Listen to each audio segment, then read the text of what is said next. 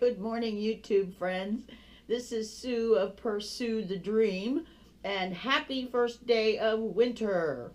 We've had Christmas and New Year's since I filmed that part. And speaking of winter, I'm going to talk today a little bit about uh, what does a full-time RVer do in the winter.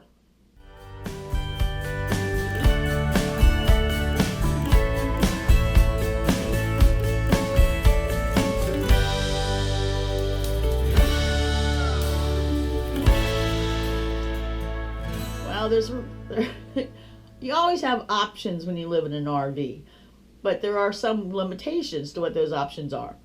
So here's what most RVers do. They head to a warm place, of course. You know, you head out in the end of fall. By now you should be in Arizona, New Mexico, California, Florida. Those are the only places I would go to in the winter. And you hunker down. Or you might even travel around, but a lot of people will go out to BLM land in Arizona and stay. Of course, there are no services out there, but you have no rent either. And so you rough it for the winter, but it's warm. And that's what I was always hoping to do, but I've never gotten there yet, particularly down in Quartzsite. I just want to experience that once. But I don't think I would stay all the time. There's too many people.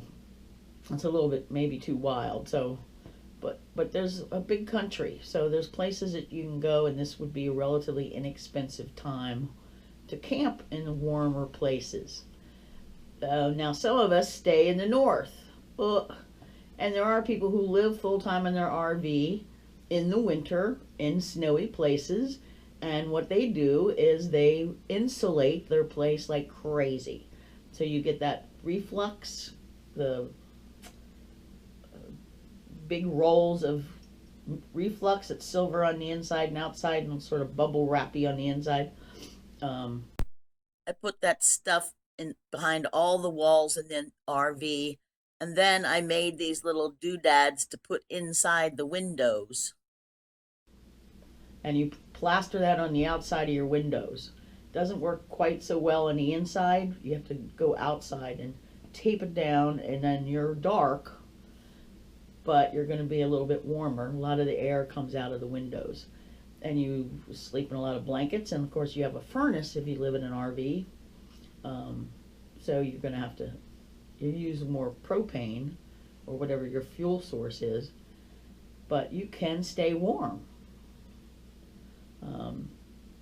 Camping in May is sometimes you run into winter weather. It can get really cold in the spring and in the fall.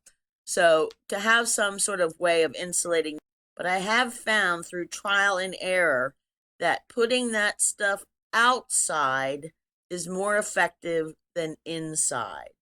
And you should have a backup plan.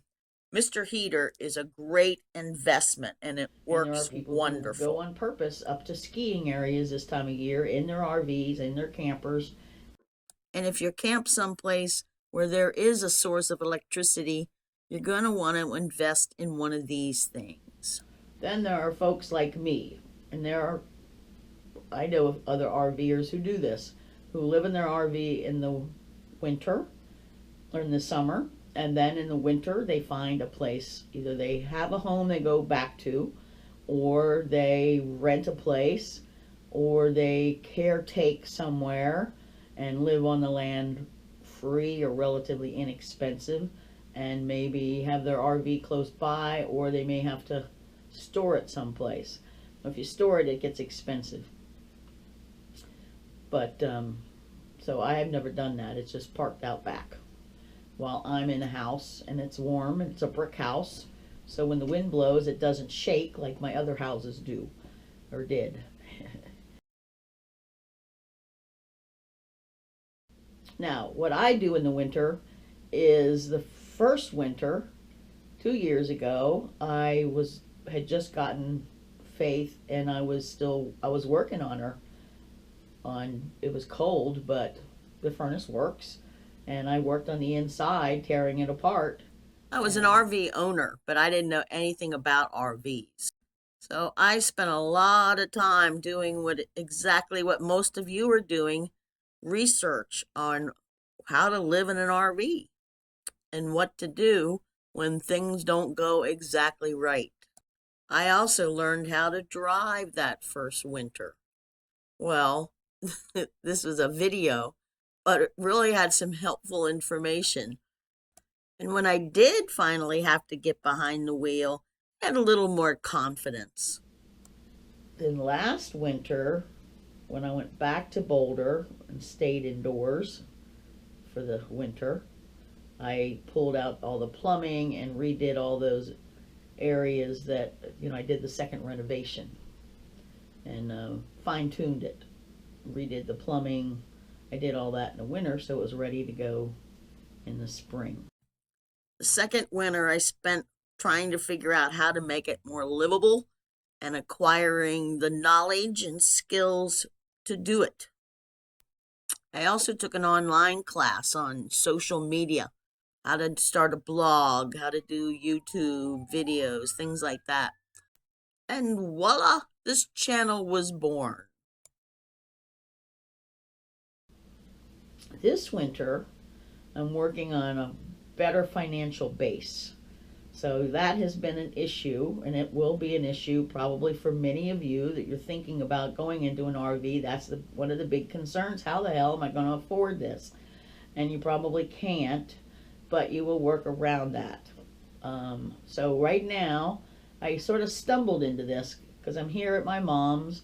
I stayed to help her downsize, and in the process of that, we started selling some things on eBay.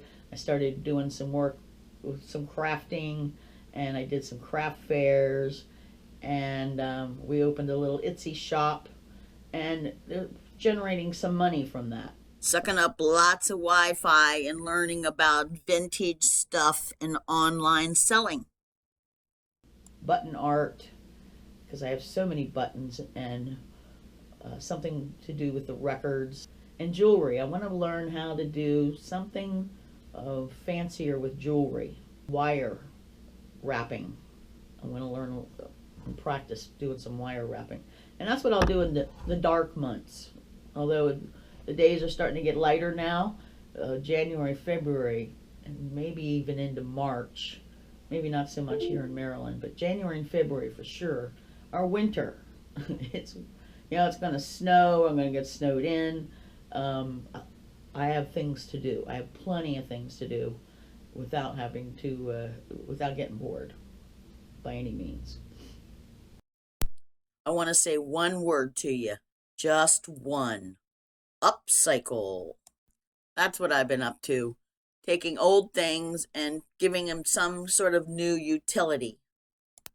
I experimented with old vinyls, melting them and turning them into some sort of containers or decorations. I think these are really cute. And we discovered that some things we thought were worth money aren't, and some things we thought weren't worth much are. I also experimented with some craft shows. I'd never done anything like that before. It's a lot of work.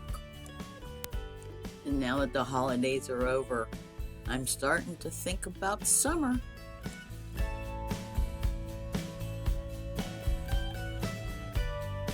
I wish the best for all of you, and I'll see you later. Thanks for tuning in, and thanks for subscribing. If you haven't subscribed, go ahead, hit the button below, and come back again. Thanks.